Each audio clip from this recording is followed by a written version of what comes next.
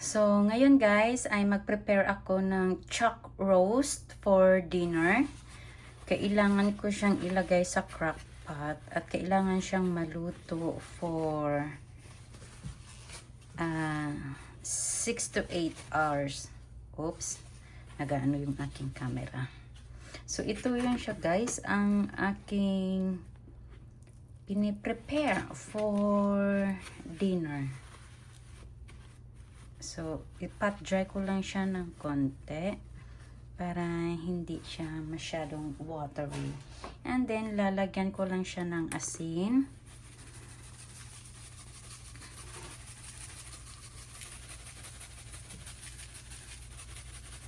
Magkabilaan ito guys ang paglagay ng asin. And then, paglagay ng black pepper.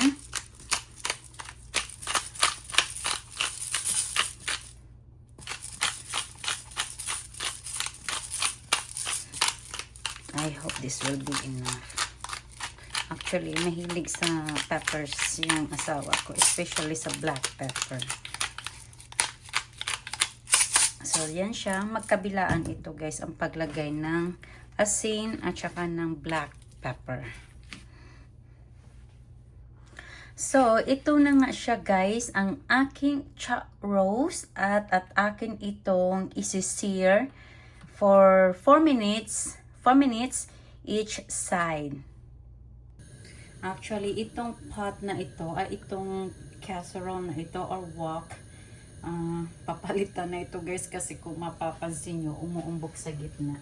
Nasobrahan na siya siguro sa gamit. At saka matagal na rin siya. So, naglagay ako ng olive oil.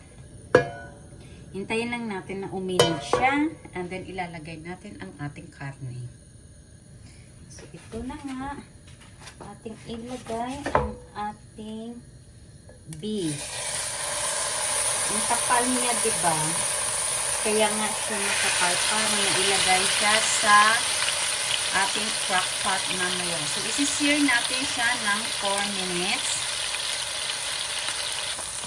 Now, atin na siyang babalik ka rin, guys. Kasi ganito pa, ang hirap.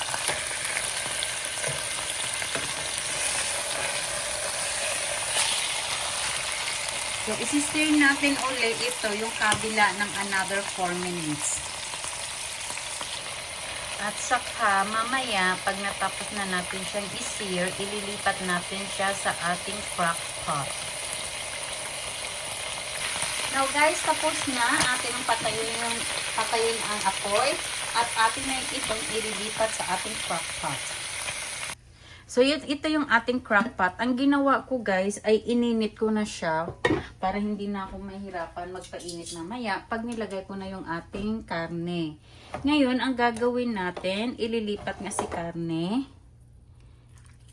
Yan. Sana magkasya yung dalawang hiwa ng ating beef. Oops. Actually, mabango na siya guys ba. Kaso nga lang, hindi ako kumakain ng beef. So, ang gagawin natin ay isasalin ko ito, ang mantika na ating ginamit. Sayang din yan kasi pampadagdag lasa din yan siya. And then, of course, nag-prepare na din ako ng mga gulay. Ito ay ang white onion. Just roughly cut into wedges para pampang aroma lang yan siya guys. And then, nag-prepare ako ng patatas, carrots, and celery. Ihulog na lang natin ng ganyan. And then, gagamit tayo ng onion soup mix. Ito po yan siya. So, i-ano lang natin guys, i-drizzle lang natin.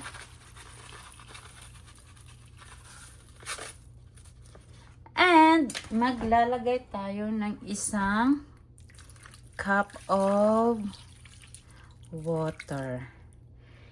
And then, tatakpan na natin at lulutuin natin yan ng 6 hanggang 8 oras. But I think 6 hours or 7 hours, that will be okay. So, ipapakita ko sa inyo mamaya ang kanyang ang kanyang final product after it cook.